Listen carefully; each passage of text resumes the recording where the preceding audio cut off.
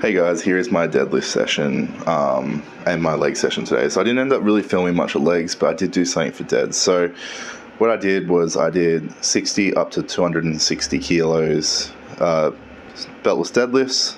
The only rest was just grabbing plates to stack them on and then going into the next rep.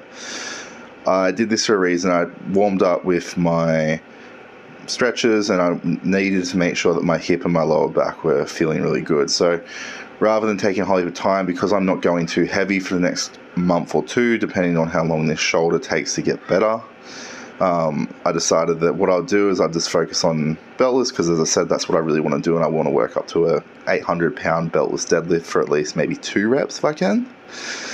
So for this, I worked up to the 260 as quick as possible as sort of like a ladder, because what I was planning for this session today was a pyramid set in a way where I worked up to my warm-up to 260, went up to 300, did 2 singles, where I had only like 10 seconds rest or 30 seconds rest in between those 2 singles just to reset, and then got jumped down and play and start the next set of 2x2 on 260 and so on and so on. So I was doubling it each time I was doing a drop set, so doubling the reps and keeping the 2 sets.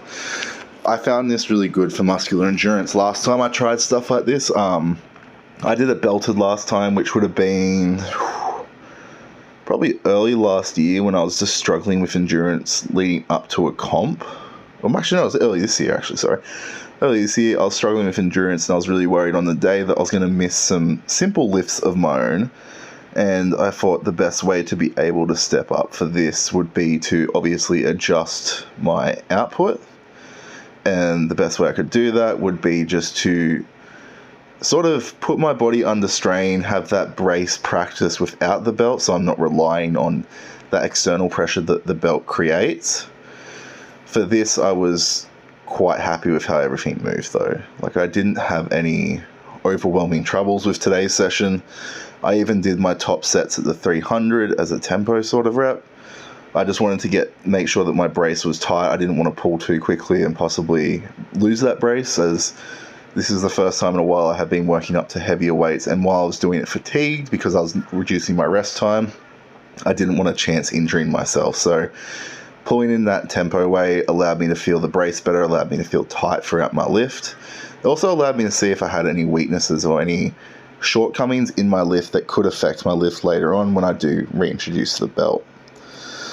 So for this, the hardest thing was basically just the rest period. I did run out of breath quite quickly, in the sense of once I did 300 and 260 to 2 sets of those ones, I really felt it going into the lighter sets of like 220 at two sets of 4 and so on.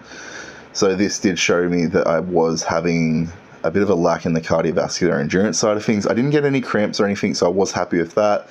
I didn't lose any power, so it's not as bad as I thought it was. It's just something that I know I can improve on as a lifter and as a coach if I'm wanting to give my clients the best possible way to increase their lifts as well. So with this, I then decided that rather than overstressing how much I was lifting, I just decided that I'd work up to what was comfortable this week, and then for the following weeks change it. So Fridays is going to be my ladder / pyramid day. Mondays is going to be a bit of a heaviest top single, followed by some rep sets, some cluster deadlifts. Following day will be probably a bit of block pull as like a back exercise, just to increase my back volume and to also get that brace at the higher part of the rep.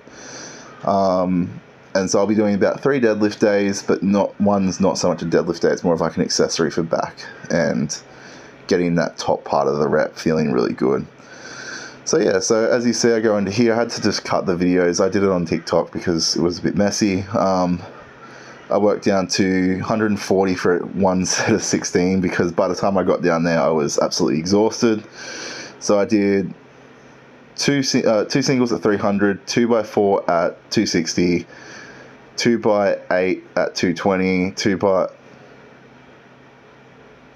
at 180, and then 1x16 at 140. So yeah, I was really happy with this session. It was probably one of the ones I've had the most fun with in a while. It's good to be having a bit of a period of time off thinking about comps and like comp preps, and it does give me a bit more time to give back to you guys and to actually share the knowledge that I've acquired and that I've had to do research on my injuries and issues and for my clients. Anyway, I hope you enjoyed. I will see you next time.